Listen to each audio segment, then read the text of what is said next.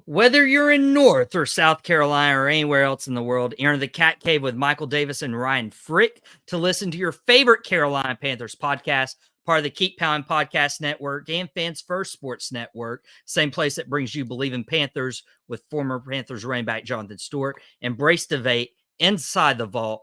And it's a exciting week we got here. We're also on the Tobacco Road Sports Radio's YouTube channel, which I dropped the Mike Wrestling podcast earlier today as well, with an interview with Lodi, and also did a recap of Sting's final match for AEW Revolution. Out of Pocket with Michael Davis will be returning next Monday with this nice little color we got on my screen right here. Yeah, and unfortunately, Shane Smith isn't joining us today on the Cat Cave. Wishing he'll get back to us this week. You got election day up in North Carolina, man. Like he's part of like the election commission, so he's got much bigger, fancier things to do than we do on a Tuesday night. Yeah, he's a little bit busy, and so it kind of worked out. It coincided that somebody, people who listen to the podcast know that Shane Smith is a 49ers guy, so we got somebody all the way from the Bay Area, but he's a Buccaneer guy. We got the host of the Buccaneer Bay from Fans First Sports Network, Fletch, join us. Fletch, how are you doing, man? Welcome to the Cat Cave. I'm doing good. I appreciate being over here and having the time to come over on your podcast, man. Great podcast that you got here, man. Yeah, absolutely, man. It's great to have you on. And of course, my co-host Ryan Frick, wearing all of his South Carolina Gamecocks as he's mourning the release of one of his favorite Gamecocks on the Panthers team. In fairness, I know this is a Carolina Panther show and we talk about football, but I attended a basketball game last weekend that South Carolina just happened to win, and so I'm gonna rock my Gamecock gear anytime I can. I mean, we're playing for the number one the SEC regular season later tonight against Tennessee at home. So yeah, while I'm upset that there's not going to be a familiar face in the locker room next season, I got to rock my Gamecocks anytime I can. You know how it goes. I know how it goes, and so this was awesome. This was perfect because been working on getting Fletch from Buccaneer Bay on the show, and it just so happened that there was some big news that happened this week in regards to one Mike Evans. He will not be joining former offensive coordinator Dave Canales on the Carolina Panthers because Mike Evans re-signed with the Bucs for 2 years for a lot of money. I believe $26 million per year. Yeah, $57 million for 2 years. It's 2 years, $40 million with $12 million up into incentive. So pretty much the cap hit is just as big as Chris Godwin on the team right now. Oh my goodness! I mean, Grant, Mike Evans is a great receiver. I know you touched on this on your podcast that can be shown on fansfirstsports.com. Buccaneer Bay, what are your initial thoughts to you guys retaining Mike Evans? We needed it. He's the offense. He's the featured guy in it, and it starts with him. It's good to have a Tristan Wirfs. It's good to have a Chris Godwin, but Mike Evans is one-on-one. And you need the rapport for Baker Mayfield because the signing just showed me Baker Mayfield is coming back. I'm hearing noise about New England trying to get him and other guys getting him. He just went to the Bahamas with the offensive line. So it's just funny, the hearsay that goes on. But obviously this means that the offense can move forward. I know the OC change is different, but Liam Cohen brings similarities to the offense. And, it's the rapport. I think about 9 starters are coming back on the offensive side. We'll probably replace the left guard or the center, either or, but it's not. I'm just happy for him to be back, man. Hey, I was outspoken on the show when the Panthers did get Mike Evans or get Dave Canales. I was like, okay, this team's going after Mike Evans, and it could be a division jump from the Buccaneers to the Panthers. That's obviously not happening. Ryan, I still take that take back, even though it ended up not becoming true. What were your thoughts on Evans re-signing with Tampa and at that price, man? Like Buccaneer Bay just said it, like Chris Godwin, that's a lot. I mean, disappointment, but understanding, I guess, is the best way to describe it.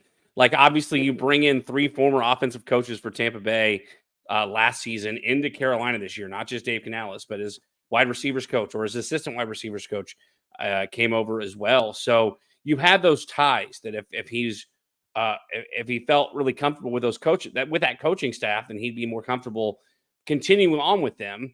However, in the offense that they're going to continue to try to run in Tampa Bay, potentially bringing back Baker Mayfield, I'm sure he's more comfortable with a veteran like Baker Mayfield playing rather than coming to an unknown, really, in Bryce Young. I get it, man. Like, obviously, like, it would have been awesome to go out and get a Mike Evans in the offseason, but I think most Tampa fans could probably, argue that, like, they had no doubt. They knew that Mike Evans wasn't leaving. It's kind of like Jason Kelce retiring this week. He'd never wanted, one of his goals in the NFL was to never play for another team in the NFL. And maybe that's part of what Mike Evans wants to do. Mike Evans wants to play for the same team throughout his entire career. And so more power to him, and get that money, dude. Like, he deserves, if there's one guy that I wouldn't call him later in his career, he's only been in the league like 8 years or something like that. But if there's one guy that has proven that he deserves to get that big paycheck, it's Mike Evans, because he has never had a season with less than 1,000 yards receiving. He is constantly like, I had somebody argue that, like, people like hate on Mike Evans. Nobody ever talks about Mike Evans because it's sort of like his work talks for himself. He's always one of those top 5 to top 10 wide receivers drafted in fantasy drafts. Mike Evans is a star. I'd be willing to say that he's a future Hall of Famer at this point in his career. So, yeah, I'm disappointed that Carolina couldn't get him, but also not surprised that he decided to stay home and play for Tampa Bay for at least another 2 seasons. You said Hall of Famer. I do want to hear from the guy who hosts Buccaneer Bay. Is Mike Evans? I mean, I think you would say he's a Hall of Famer. Oh, of course, of course, he's a Hall of Fame guy. Is he first ballot? I wouldn't think so, not necessarily, but I think he gets into the Hall of Fame. I think it's incredibly hard to get in first ballot. And what I look at is the all-decade teams, because usually if you make the all-decade team, you're most likely first ballot or second, or even get in at the second year. So if he makes it, that bumps up his chances, high. But I just think he's a Hall of Famer, but a great player nonetheless. He'll make 2 all-decade teams. Mark my words. He's going to make 2 all-decade teams. I guarantee it right here. He's going to make it the 20 teens and the 2020s. He will be on both all-decade teams. Okay. Well, how long are you expecting Mike Evans to play if he makes the all-2020 team? Wide receivers play a lot longer than running backs in the NFL, Mike. He might be in year 7, year 8, but the only guy that had a shortened career as far as wide receivers go was Calvin Johnson. And it's because he was the only person on that offense taking hits, because he was the only person really catching. I mean, yeah, you had Golden Tate, you had a couple of other guys back then, but Calvin Johnson did he break the all-time single-season receiving record for Detroit? And then I think he retired 2 years later. Calvin Johnson got worn down. Mike Evans is not getting worn down. You would see that regression as far as production as the years go on. And Mike Evans is the one guy so far in his career in NFL history has never seen that regression. I think what people don't talk about too is he always had a legit number 2, whether it was Vincent Jackson, Deshaun Jackson, or Chris Godwin. They've always played with him. So he's always had that guy on that other side that command attention to the offenses. And I think that's underrated and don't get talked about either too. Well, I would say it would be very impressive for Evans to make the all 2020 team. One, with the talent we're seeing come out of the NFL draft, receivers are getting faster. I think Xavier Worthy had like a 4.21. Broke the record. Yeah, broke the combine record. They're getting bigger, faster, and stronger, man. If you looked at the RAS scores coming out this year, it was a lot of 99, 98 percentiles. So they're just getting bigger, stronger, faster. There's nothing you could do, man. Body evolving. And Mike, you mentioned Xavier Worthy. Like, the Panthers do have a pick in the early in the second round. If a guy like Xavier Worthy is out there, or a guy like Xavier Legette, 6'3", with top end speed, you can get a guy that you can mold into that role that Mike Evans is already in.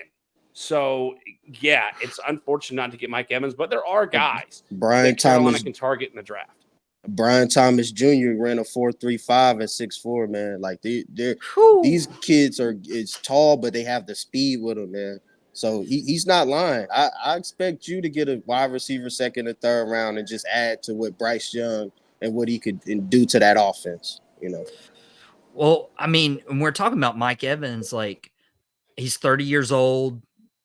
Usually receivers regress starting in their 30s. I don't expect that from Mike in his early 30s, but if we're talking like he's still playing at 36, I don't know if that quality of work will still be there. That's my 4 to 6 more good years in the NFL. He said starting the year before that he wanted to play at least another 3 to 5 years in the league. So that's the window that I have him at. Before the 6 could happen also. Yeah. 3 to 5, I mean, because that would get him to 33, 35 years old. That would make sense. And I think the big thing was how Baker Mayfield did last year. Baker Mayfield had a resurgence with Canales as offensive coordinator, but also Mike Evans made Johnny Manziel look competent in college. Mike Evans can make any quarterback competent in the Johnny NFL. Manziel was like Michael Vick in Madden 04 though, and when he was in college. I mean, Johnny Manziel. I mean, Because it's a reason why.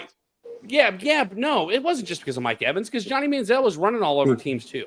Go back and he won a Heisman for a reason. He didn't. If it was all Mike Evans, Johnny Manziel wouldn't have won a Heisman. It would have been Mike Evans winning the Heisman. Johnny Manziel was a freak in his year that he won the Heisman.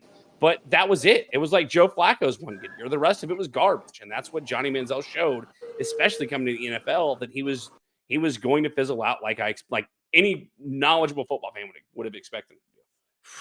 I mean, I was knowledgeable to say Dallas shouldn't have drafted him. I know that was a big thing. The Cowboys ended up drafting Zach Martin. What a bust, right? Like drafting Zach Martin over Johnny Manziel. Like, come on now. But coming.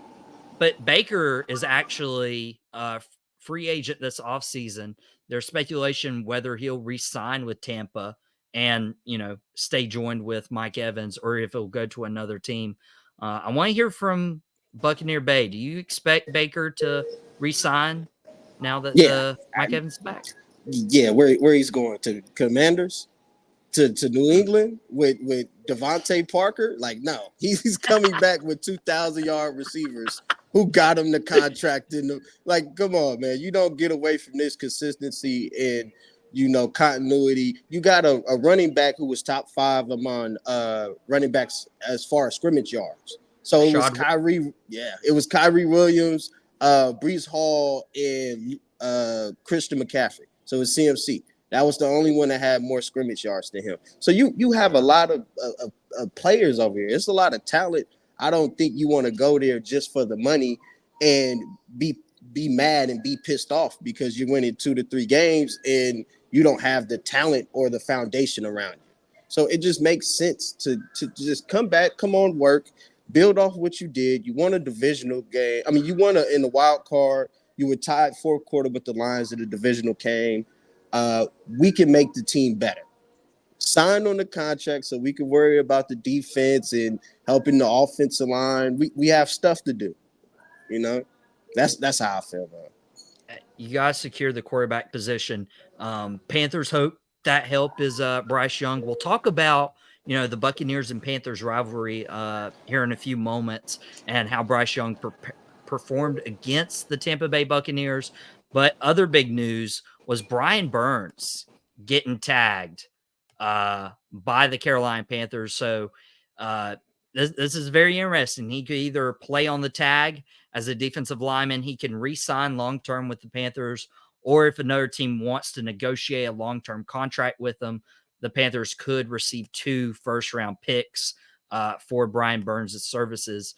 I'll start with Ryan on this one. What do you think happens with Brian Burns? Does he play on this tag, or could there be something else in his future? Well, I think we should. There's some conversation to start off with, and shout out to Rob Brown of the Rob Brown Show on the Fan Upstate here in Greenville, because he sort of convinced me on his take about it. Last year they offered him $27 million a year. He didn't take it, and with the team being as bad as it was, his production fell off, and now he wants 30 a year. David Tepper has always been tight in his pocket.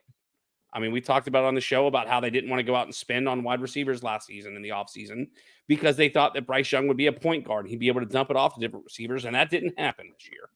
So Brian Burns, they had opportunities to trade him when they traded Christian McCaffrey. They chose not to. And I think he's made it clear that he doesn't want to play on the tag. So this is clearly a tag and trade situation. They're going to have to find a trade partner that Brian Burns is going to agree to their terms. They're going to have to find somebody who's willing to pay Brian Burns when he wants to get paid. But even with new GM Dan Morgan, it's not Dan Morgan's wallet that's signing the checks. It's David Tepper's. And the worst owner in sports doesn't care whether you're the Nick or Joey Bosa, or if you're Brian Burns. He wants to make this team profitable. And if it means cutting guys that want big money contracts, that's what he's going to do. So I said it all last season. They needed to find a way to trade away Brian Burns before the end of last year. It didn't happen because they were hopeful they were going to be able to keep Burns around. It's not going to happen. I don't know where he goes. Hopefully, I don't see them getting more than one first-round draft pick, if they even get that. But I mentioned it as we were going into the offseason, as Carolina was eliminated from the postseason this year, that they're going to have to find a way to trade back up into whether it's the first round or get a couple more second rounds. They need draft capital. And Brian Burns right now is the only player that they will be able to get them draft capital to build on some young players. And that's the only thing they're going to be able to do with this. Wow. Ryan, not thinking Brian Burns will be on the Panthers in 2024. I'm sure as a Bucs fan, Fletch, you wouldn't be too happy. I'm praying. I'm tired of him. I'm praying. Get him out. He's a great talent. He's a great player, man. I just feel like, again, just dealing with the owner and what he's doing with the team, it's just better to trade him. I felt like the 2 first-round picks the Rams wanted to get, you should have got that, and you would have been in a way, way better situation right now. But you just got to do what you can now. So you got to get assets to help your quarterback going on to next year. You brought in the head coach to help the quarterback. Now bring in the talent. Yeah, but you're a fan of another team, particularly Tampa Bay. Would you be okay with your team giving up 2 first-round picks for Brian Burns? Oh no, not now. No. We're good. We're talking about the Rams too, man. The Rams are used to giving away a bunch of first-round draft picks. Yeah, they were desperate, and I feel like some teams would put a higher price on stuff just to get it in the door, and at that time, that's what they were willing to pay for it. Now, I just see it hard to get 2 first-round picks because it's not as much hype around them now. It's kind of like, okay, we can get them for cheap now because we know the Panthers might not sign them back, and they just want something back. So I can give a second or a third instead of the 2 firsts originally for Brian Burns that I have to give up, which is way profitable. And you keep your first-round picks, and you get a elite DN. So David Tepper was selling a Mercedes, right? And as he pulled up to the guy he was selling it to, he backed into a telephone pole, or he backed into a mailbox, and he dented that Mercedes. That's what he's done with Brian Burns. He's completely screwed up the value because he thinks that he's this genius businessman. And again, I don't put this on Dan Morgan. Dan Morgan came into an impossible situation, but to Buccaneer Bay's point, nobody's going to give 2 first-round picks for Brian Burns. It's great. It's not a good thing to be the best player on a bad team, and that's what Brian Burns is. And to that point, you'd have to give up 2 first-round picks, but you'd also have to sign him to a pretty good deal, enough for Brian Burns to actually accept the offer. since it's non-exclusive, teams can come in, offer a contract, but then you're giving up 2 firsts, and maybe you do that if you're on the fringe, but if teams aren't going to do that for a quarterback, why would they do it with a defensive lineman? And Ryan, you mentioned Dan Morgan's inherited the situation he has in Carolina. So he's undoing a lot of David Tepper's moves, one of which was Hayden Hurst getting released by the Carolina Panthers. Everyone who watches the show knows that Ryan Frick is the biggest South Carolina Gamecocks homer, and he takes no chances with mentioning his Gamecocks. Earlier he dropped Xavier Legette when we were talking about Xavier Worthy. Like he just has those moments, and it's okay. He's a homer. It's whatever. But we really want to check in on the state of Ryan Frick, how he's doing after Hayden Hurst was released by the Panthers. And did you see it coming? I'm not going to be surprised. I kind of saw it coming. Probably my worst prediction that I've ever had was my preseason prediction for Hayden Hurst. However, it's listen, dude, that lost me a lot of my fantasy football leagues. I'm putting that on you because I was listen, like, Hayden Hurst is going to be great, right? I had to draft Hayden Hurst. I had to draft Hayden Hurst because my buddy Bill, Banker Bill from Tap House and Touchdowns, drafted Sam Laporta 2 picks before I was going to take him. So I got stuck with Hayden Hurst as my only tight end for the first 3 weeks of the season. So listen, yeah, I got it wrong. I don't think I got it wrong because Hayden Hurst isn't a good tight end. I think Hayden Hurst is more productive as a backup tight end.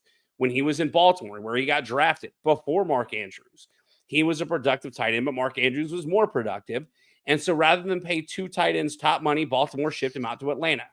When Atlanta had Hayden Hurst, I believe they also drafted Kyle Pitts, and Hayden Hurst was more productive, a la Jonnu Smith in 2023 in Atlanta. So when you bring in Hayden Hurst to be the featured tight end on a team, he did catch Bryce Young's first touchdown. He did look like he was going to have a productive season, but then he got a concussion late in the year. You wonder, did the concussion play a bigger part in maybe the Panthers' decision to retain him? Or is it just simply the fact that Carolina wants to undo some of the things they did in last offseason, one of them being Hayden Hurst? Selfishly, I would love to see the Detroit Lions go out and sign Hayden Hurst as a backup to Sam Laporta again, because as I've already mentioned, I think Hayden Hurst is more productive as a backup tight end. So yeah, listen, I'm not going to lie. I'll sit here and tell you that I'm not upset that the Panthers cut Hayden Hurst. I like seeing former Gamecocks in Panthers uniforms. J.C. Horn is still in Carolina for that, to that respect. But it's, I mean, listen, it is what it is at this point. I mean, the Panthers could probably cut 2 or 3 more people that you wouldn't imagine them cutting, like a Miles Sanders. And like, oh man, they paid Miles Sanders a lot of money, not, to only play him for a year and to him to have his least productive season in the NFL. So yeah, listen, I'm rooting for Hayden Hurst wherever he goes. He is an older tight end. He played minor league baseball before he went to college to play football. So he is an older player already, despite only having been in the league for, I want to say 5 or 6 years. But I'm a Hayden Hurst fan. I'll be rooting for him wherever he does wind up, even if it's in Tampa Bay or Atlanta or New Orleans. I'll be rooting for Hayden Hurst. I like Cincinnati for him too, as well. Oh yeah. Why Cincinnati? I would love. Just all the other weapons. He's not the first, second, or third option on the offense, and in a backup number 2 tight end role, I think he's good. I think he's willing. He's worth the risk to me. So I think Cincinnati. Do the Jets have a tight end? I'm not. You talking about the Giants or the Jets? New York, yeah, Jets.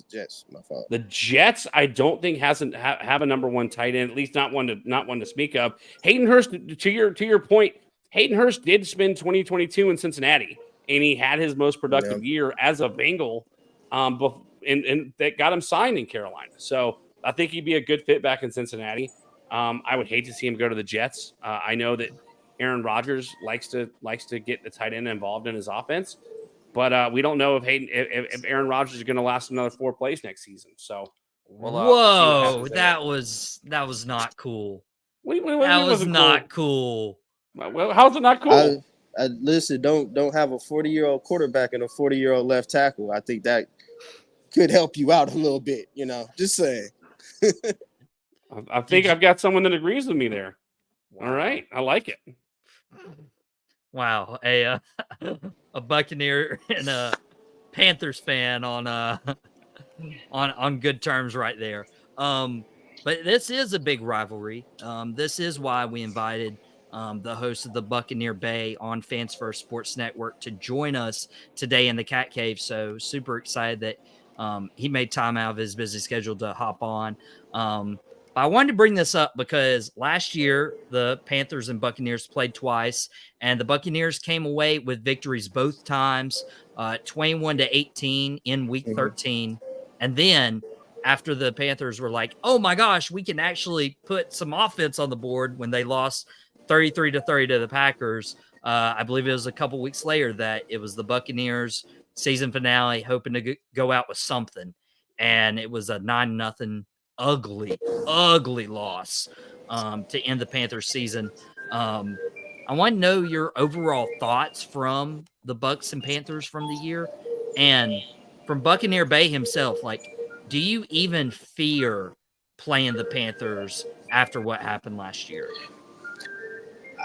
So last year, I think the defense played well. I mean, you held us to one touchdown. I mean, we didn't get any touchdown last game. You held us to 3 field goals, and it was a 18-21 victory for us the last time. So the defense played well. I've always gave respect. Derek Brown is one of the most underrated D tackles, and he doesn't get enough credit in the news or in the media as well.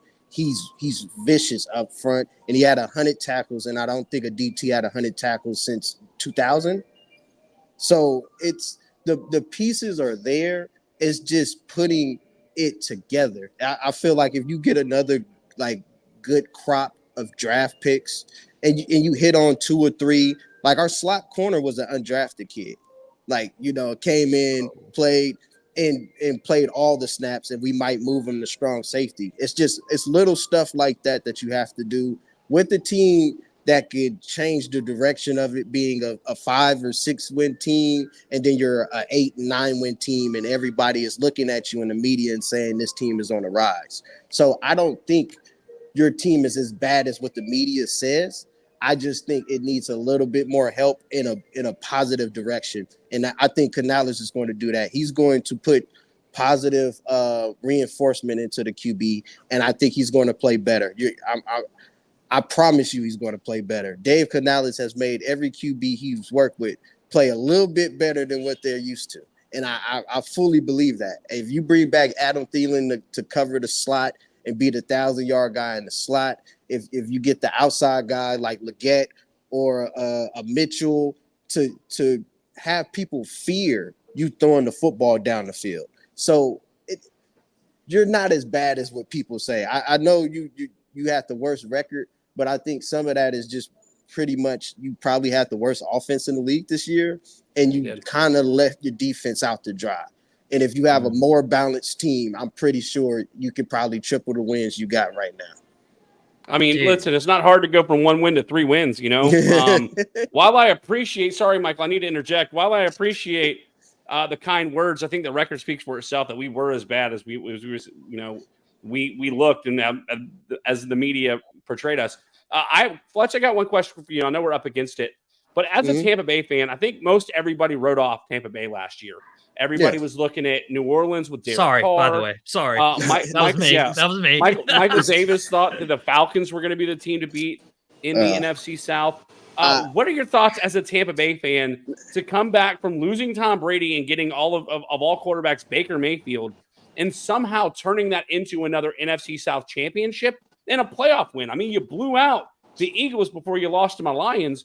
I mean, as a Tampa fan, what did that feel like, knowing that everybody had written you guys off and you were able to just win another division? So it wasn't always like that. We were 4-7, and I was like, oh my God, I'm looking for Penix. I'm looking up Jaden Daniels. I'm like, Jaden oh, Daniels, these might be good quarterbacks next year. And then the offense flipped, it switched.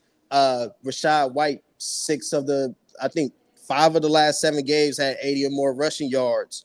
Chris Godwin's girlfriend comes out and says, hey, he's not getting the ball. And then in 3 weeks, he has total of 300 yards. It was just, and this was a first-year play caller, and he didn't know Rashad White was a receiving threat more than, just give him 20, 25 carries. And then you started seeing him open up in the screen game and catching catches in the flat. And it was just fun to see a team build. You felt like you seen a team just working on stuff as it goes, and you see the results. And I think a lot of fans are just happy with the results that we've seen of the defense. The defense was top 10 in total yards last year, and we brought back 9 of the 11 returning starters. I told people there was too much talent on the team to tank before the season happened. I just didn't know, because I have a right tackle going to left tackle. I have a left guard going to right tackle. I have a backup center who was supposed to be our guard that got kicked in, who was Robert Hainsey, to center. I have a first-year play caller. So it was just a lot of stuff overall. But when we won the playoff game and when you see us go toe-to-toe with Detroit, your expectations have to come up this season. So now it's not just, okay, we're glad to win the divisions. I expect 11 wins or so next year in a playoff win. That must be nice to expect 11 wins. The Panthers, I don't think Panthers fans are going to know what to do with themselves if they can ever expect 11 wins again, as long as they have David Tepper with ownership. Well, that was the belief, because we started this podcast for Fans First Sports Network and Tobacco Road Sports Radio last year. It was right after the Panthers traded up to go get the number 1 overall pick. They put all their stock into, let's go get Miles Sanders, let's go get Adam Thielen. And then as the season went on, it was like week 5 or 6, we were like, oh my gosh, like there is no hope anymore. And Ryan told it straight. Like, I totally wrote the Buccaneers off. Baker Mayfield didn't Both do of us good. did. Yeah, Baker The Mayfield media didn't do wrote good them off at all in Carolina. I thought he was immature, but when he got Tampa, Dave Canales, dude, he did something with that. Now, if Baker does come back, and I did want to pop this in here because, again, I know we're running late on time. If Baker Mayfield does come back, Buccaneer Bay, do you think that Baker Mayfield can lead this team back to an NFC South crown? And if not, who do you think is their biggest threat? I think he can. I think he gets better. I think around 4,000 yards, 26, 27 touchdowns that he's going to give us this year. We're going to have 2,000 yards receivers. So I firmly believe that we should be the favorites and we should win the division. I heard you said Atlanta. I don't know how you love Desmond Ridder enough to pick the division, but he was horrible to me. I've never trusted and believed in him. Bad feet, bad hands, bad eyes. He just is scared of the moment. And then also, if you didn't know, he did a DoorDash commercial, and I don't trust quarterbacks doing DoorDash commercials. Yeah, listen, Fletch. So, Michael, I'm just with Fletch here tonight. It just gives me more evidence of the fact that you are so outlandish in your picks. I know Atlanta was this close, but like at least it gives me some like defense as to why Shannon and I take giant dumps on your takes about Atlanta and about Desmond Ridder's going to be great. Like now Atlanta's in the situation that Carolina was in last year. Are they a quarterback away? They've got Bijan Robinson, who was a star. Tyler Algier had a great year running the ball for Atlanta. Are they now a decent quarterback away from taking that next step to compete for the division with Tampa Bay? But yeah, I'm glad that Fletch is here to sort of twist that knife a little bit deeper into your side. Yeah, I had to as hear far that as like how crazy you were for taking Atlanta. I had to hear that for 6 months, man. I couldn't believe people were yelling at and trying to have a conversation about Desmond Ridder. And it said he's better than Baker Mayfield by a long shot. And I never believed in him. The first game he played, he threw for 98 yards. Yeah. I don't know Well, who's worse, Desmond Ridder or Malik Willis. I mean, I didn't might Malik take Willis? I might take Malik because he's not throwing the I would. picks like that. I think Desmond Ridder got 12 picks and 8 fumbles and 17 career starts. That's a lot. But I also thought that, to be fair, I thought they should have used Bijan Robinson better and more than they actually did. They shouldn't be relying on Desmond Ridder winning games. They should rely on Bijan to make some electric plays early on, keep the game close, and just figure out beyond that. We're running out of time. Went a little bit over, but I did want to present a final spotlight with Ryan. I'm sure he always has some outlandish takes. Buccaneer Bay graciously joining us on the Cat Cave this week. I did this on the wrestling podcast that also drops on Tobacco Road Sports Radio's YouTube channel on Wednesdays. But Ryan, I'll give you the first final spotlight. What would you say? I just want to give everybody a reminder, especially Panthers fans who listen to the show, that David Tepper is the worst owner in sports. There was somebody on ESPN who actually went on a rant, and I couldn't have agreed more. How you have the worst season in franchise history, and you increase ticket prices. Like, it's like this guy somehow, like, despite having doubled the value of the team since he bought it, it's like this dude doesn't understand basic economics. Like, I had to like force myself into getting a C in college economics. Supply and demand. If the team is good, you will fill the seats. And when you fill the seats, that's when you can charge a few extra dollars. There was a game this year where you could get a ticket for 50 cents on the secondhand market. Now, granted, the weather was terrible, but the team was worse.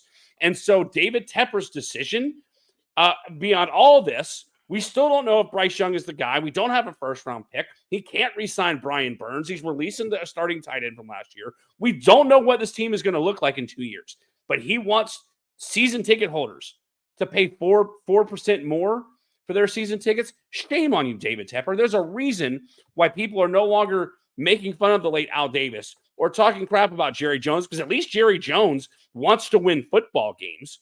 He doesn't just want to throw money around and just have the best players. He wants to win football games. David Tepper, you are the worst owner in sports. I hate it for the Panther Nation. I'm still hot the fact that you took training camp out of Wofford College. So yeah, I guess my spotlight is that that everybody should go on record and shame David Tepper for raising ticket prices after the absolute worst season in Panthers franchise history. It's almost like this guy is doing everything he can to maximize his value so he can turn around and sell the team or move to another city. And that's shameful. Shame on you, David Tepper, you bum. Shame on you. We don't have time to debate on this, but I don't know why you're complaining. I mean, upgrading tickets from like 50 cents to $1, and if he's raising the value so he can sell the team, like, it's a win-win. You still get $1 ticket, and David Tepper hopefully finishes tenure as the Carolina Panthers owner. Fletch, Buccaneer Bay host, what's your final spotlight of the week? You know, I might be just a little nicer, man. Because I like the DC you have. I really feel like keeping him was a key thing. It's probably be one of the most pivotal things for you this year, just because I think he could get people to play at a high level. I think what he did in Denver is a good resume. I think what he did with your defense, even though they were, I think, bottom 5 in points allowed, they were top 5 in yards allowed. So my fault. They allowed the 5th lowest amount of yards instead of like the other way around. But yeah, I just think the offense needs to get back to what it was. I think Icky needs to play better.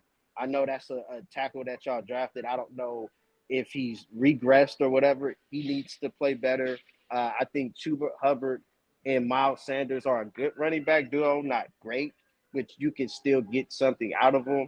And I don't think this is as far. I would be shocked if you win 6-7 games next year, depending on how the offense is set up and how Bryce Young is playing. Because I've seen Dave Canales elevate play and simplify offense for a quarterback to look efficient and good in. And I think Bryce Young is probably the most talented quarterback out of the ones he had, out of probably like Russell Wilson and all the other kids. None of them was number one overall, you know, Yeah. like as far as, Baker was, but he didn't. I don't think he's as good as Bryce Young was coming out. That's just me personally. I didn't feel like that.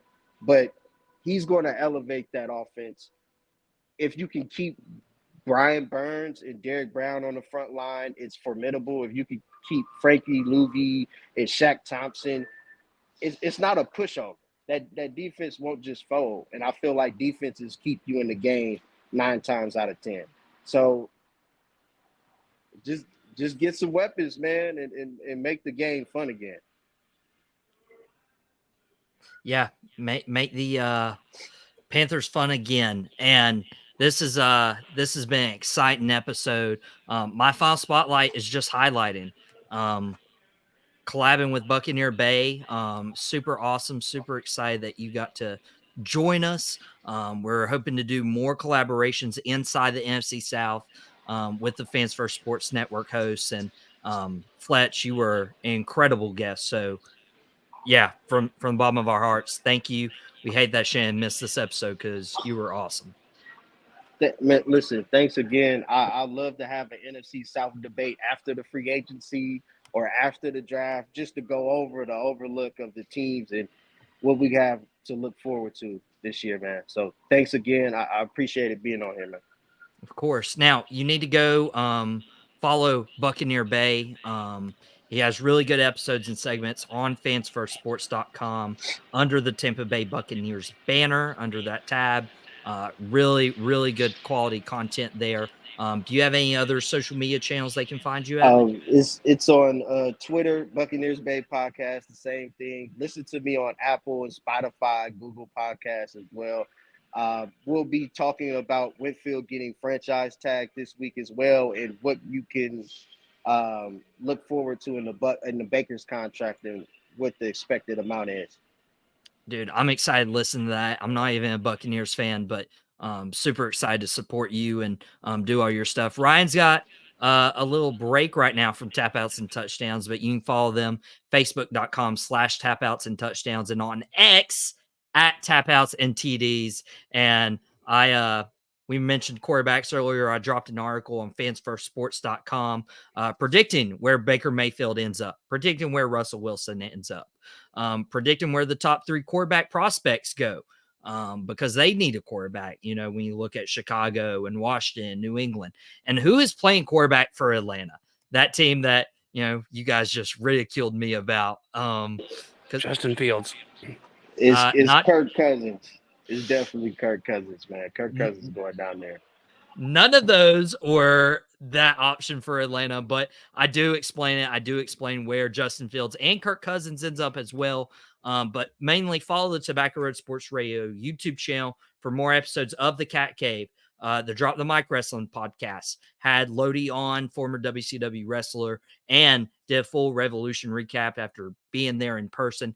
And the return of Out of Pocket with Michael Davis is starting next Monday, 12:30 p.m. Eastern on your lunch break, 4 days a week, Monday, Tuesday, Thursday, Friday. We'll be live. I'll be hosting a roundtable. Myself, producer Desmond Johnson, will have a couple guests new each day. Talk sports, talk football, basketball, wrestling, baseball. I mean, we are going to cover it all. We may even throw some UFC, MMA stuff in there. Who knows how I'm feeling. But yeah, until next week, you can exit the Cat Cave, but follow us on all our social medias. Follow the Tobacco Road Sports Radio YouTube channel so you can listen to more content by myself and Ryan, more Carolina-centric podcasts on the Keep Pound Podcast Network, powered by the Fans First Sports Network. We will see you all next week.